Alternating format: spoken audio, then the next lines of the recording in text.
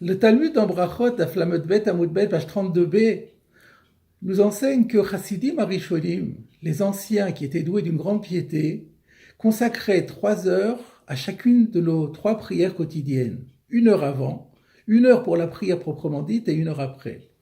1 heure avant, cela se comprend. C'est pour la mise en condition spirituelle. C'est pour la préparation à la prière. L'heure de prière proprement dite se comprend toute seule. Mais pourquoi 1 heure après? Qu'est-ce qu'il faisait pendant cette heure après? La réponse est que pendant l'heure de prière, les Chassidim Arishonim étaient arrivés à un sentiment de proximité très important avec Akadosh Baruch Hu, par la réflexion, par la ferveur, par l'émotion. Et une fois la prière terminée, ils avaient à cœur de travailler pour que ce ne soit pas simplement un feu de paille, mais que ces acquis spirituels soient ancrés au plus profond d'eux-mêmes et que ce sens de la proximité de Dieu les accompagne en permanence. Eh bien, mes chers amis, pour la fête de Hanouka, c'est la même chose. La fête de Hanouka s'achève, pour autant, il ne faudrait pas que ce soit comme un feu de paille. Il faut maintenant consacrer un temps pour, justement, travailler sur ces acquis, les ancrer en nous, les enraciner au plus profond de nous-mêmes. Et pour arriver à ce travail, la paracha de Miketz, cette année, va nous aider, puisqu'elle tombe exactement au lendemain de la fête de Hanouka. Dans sa paracha de Miketz, nous voyons comment Yosef a eu un comportement dur, pour ne pas dire cruel, avec ses frères. Et la question se pose de savoir, mais qu'est-ce qui a motivé un tel comportement? Il est bien entendu exclu de dire que Joseph voulait se venger de ses frères. Yosef a tzaddik, Yosef était injuste, et la vengeance est un interdit très grave dans la Torah. Alors pourquoi s'est-il comporté ainsi? Il y a une autre question qui se pose, c'est qu'on sait que les frères de Joseph étaient doués d'une très grande intelligence, d'une très grande perspicacité. Et comment se fait-il qu'ils n'ont pas réussi à identifier et à se rendre compte que ce vice-roi de l'Égypte qui leur parlait si durement n'était autre que leur frère Joseph? Alors c'est vrai, le verset dit Vayaker Yosef et Echav vehem lo ikiru. Joseph a reconnu ses frères, eux ne l'ont pas reconnu. Et Rashi explique parce que quand Yosef avait quitté ses frères, il n'avait que 17 ans, il était encore un berbe. Et là maintenant il portait une barbe imposante, donc caché sous sa barbe, ils ne l'ont pas reconnu. C'est quand même un peu difficile, parce que même si quelqu'un est devenu plus âgé et porte une barbe, il y a quand même l'expression des yeux, il y a tout le reste de la physionomie, le nez, les oreilles, le front, qui permettent quand même de repérer la personne.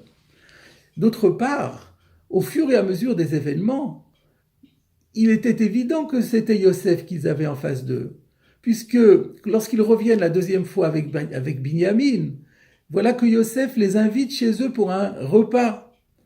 Est-ce que Yosef, ce vice-roi d'Égypte, avait-il invité une seule fois, parmi les milliers de gens qui venaient en Égypte se ravitailler, avait-il pris l'initiative de les inviter chez lui?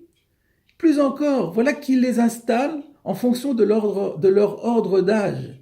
Et non seulement en fonction de leur ordre d'âge, mais aussi en fonction de leur mère. Tous les fils de Léa ensemble, et les fils de Bila ensemble, et les fils de Zilpa ensemble.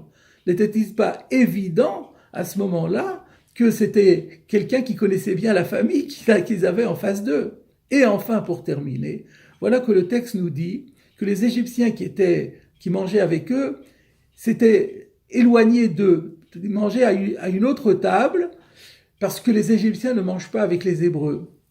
Et donc il y avait d'un côté les frères de Joseph, et d'un autre côté les Égyptiens. Et Joseph était encore séparé, à la fois des frères et à la fois des Égyptiens. Mais pourquoi ne mangeait-il pas avec les Égyptiens? N'était-ce pas là la preuve que c'était un Hébreu et que ce n'était autre que Yosef? Donc comment se fait-il que des personnes aussi perspicaces n'aient pas compris? La réponse, mes chers amis, nous est donnée dans la paracha de Vayeshev que nous avions lu précédemment, la semaine d'avant, lorsque nous voyons que Yaakov envoie Yosef à la recherche de ses frères. Le verset dit Vayishlacheu me'emek Hebron. Il l'a envoyé depuis la vallée de Hebron. Et Rashi rapporte le Midrash qui dit mais attendez, Hebron n'est pas dans la vallée, Hebron est sur la montagne. Pourquoi est-ce qu'on dit Emek? Et le Midrash dit, mais etza amuka shel oto tzadik. En vérité, il s'agit ici, l'idée, mais oto tzadik akavur v'chevron. Le verset doit se comprendre ainsi. Ici, Jacob a déclenché le plan profond, le dessein profond qui avait été donné à ce tzaddik qui était enterré à Hebron, c'est-à-dire à Avraham Avinu. En d'autres termes, lorsque Dieu avait fait une alliance avec Avraham Avinu, et c'est ce qu'on appelle l'alliance entre les morceaux, Berit Ben Abetorim, au cours de laquelle il lui avait annoncé que sa postérité devrait passer 400 ans en Égypte. Et bien là, Yaakov, sans doute sans le savoir, a déclenché le plan divin, le plan profond, Etza Amuka, qui avait été accordé à Avraham Avinu. Et donc, en réalité, tout ce à quoi nous assistons, c'est au déroulement, point par point, d'un plan dont chaque détail est fixé par Akadosh Baruch Hu. Et tous les personnages qui interviennent dans cette histoire, sans le savoir, sont les agents de la providence. Et avec cette idée, nous avons réponse à toutes nos questions. Si Yosef s'est comporté durement avec ses frères, c'est qu'il a compris que le temps de réaliser ses rêves était arrivé. Car ces rêves n'étaient pas simplement des rêves prémonitoires. Ils avaient, comme dit le Ramban, une valeur de prophétie. Et donc, il était indispensable qu'ils se déroulent. Et donc, pour faire en sorte que ses frères se prosternent devant lui, pour faire en sorte que les 11 frères, il fallait aussi que Binyamin vienne, et c'est pourquoi il a tant fait pour que Binyamin arrive, et ainsi les 11 frères sont prosternés devant lui. Et si ces frères ne sont pas arrivés, malgré tous les éléments évidents, à distinguer qu'il s'agissait de Yosef, ben c'était parce que Dieu lui-même les aveuglait, parce que Dieu, c'était son plan. Il fallait que tout le monde se retrouve en Égypte, mais que tout le monde se retrouve ensemble, dans l'unité, et que la famille ne soit pas éclatée. Il fallait faire en sorte qu'au final, il y ait un happy end, que Yaakov, Yosef et tous les frères se retrouvent soudés ensemble. Et c'est ce qui est arrivé. Mais tout cela, ils ne le savaient pas. C'était Dieu qui en fait agitait comme des marionnettes. Et voilà, mes chers amis, la leçon principale de Hanouka, comme nous l'avions déjà développée, sur laquelle nous devons encore travailler. À savoir que le miracle de Hanouka, qui est le dernier des miracles niglim, visibles, éclatants, sont là, comme le Ramban l'explique dans la Parashat Bo, pour nous enseigner ou nous rappeler que toute la vie n'est que miracle, mais des miracles cachés, comme nous le disons dans la Mida, Anisecha shebochol yom imanu, tous les jours, tu nous fais pour nous des miracles. Dieu nous accompagne en permanence. Toute la vie n'est que le déroulement d'un plan divin dont nous sommes les agents inconscients.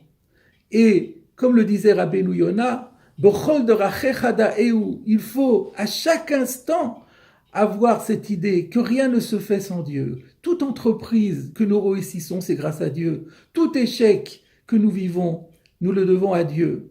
Et donc à chaque instant, à chaque moment, nous devons implorer l'assistance divine. Et quand nous réussissons quelque chose, nous devons remercier Akadosh Baruch Hu de nous avoir aidés.